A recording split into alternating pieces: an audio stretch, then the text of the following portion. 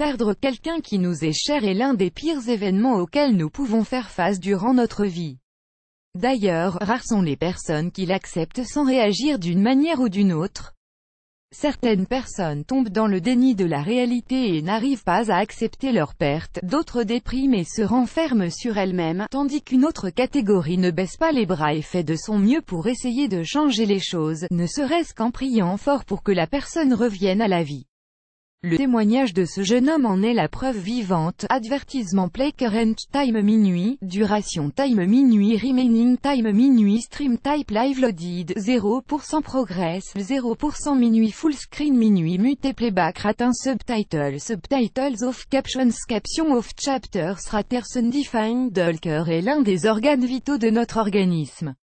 Chargé de pomper le sang à travers tout le corps, il permet le transport de l'oxygène et des nutriments aux autres organes et tissus corporels. Mais quand un trouble apparaît dans son fonctionnement, la circulation sanguine est entravée et la quantité d'oxygène arrivant au cerveau et autres organes est réduite. Si cet état dure assez longtemps, il risque de provoquer de graves conséquences pouvant aller jusqu'au décès.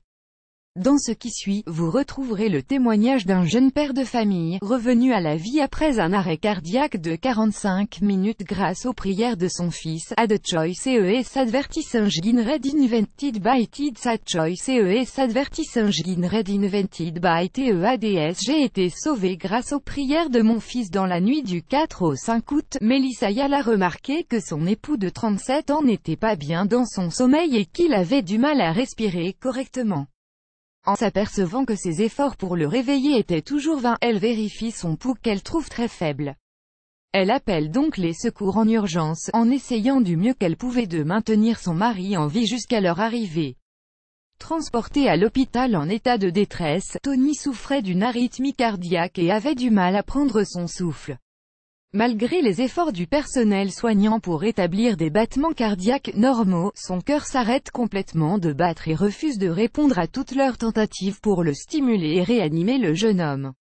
Les médecins se sont donc retrouvés dans l'obligation de déclarer son décès. Une fois la nouvelle annoncée, les membres de la petite famille Yale étaient dévastés. D'ailleurs, en allant voir le corps de son père pour la dernière fois, Lawrence, son fils âgé de 17 ans, a eu du mal à renoncer à son père aussi subitement.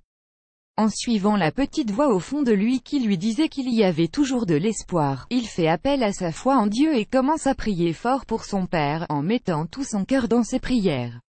À ce moment-là, les membres du personnel médical présents dans la chambre commencent à s'agiter en se rendant compte que Tony redonnait des signes de vie.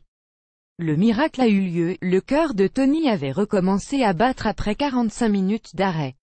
La douleur de la famille Yale a donc laissé place à la joie et à l'espoir, et leurs larmes se sont mélangées à leurs sourires. Après avoir passé 5 jours dans le coma, Tony a enfin pu se réveiller et rentre chez lui sain et sauf, en ne gardant aucun souvenir de son voyage dans l'au-delà.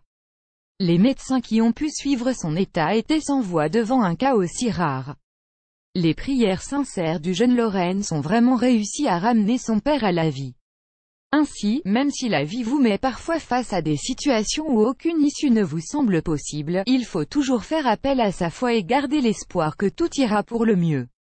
Qui sait ce qu'une telle épreuve pourra vous apportera? Add choice ES advertising red invented by Tids. Add choice ES advertising red invented by TEADS. Plus grand que plus grand que plus grand que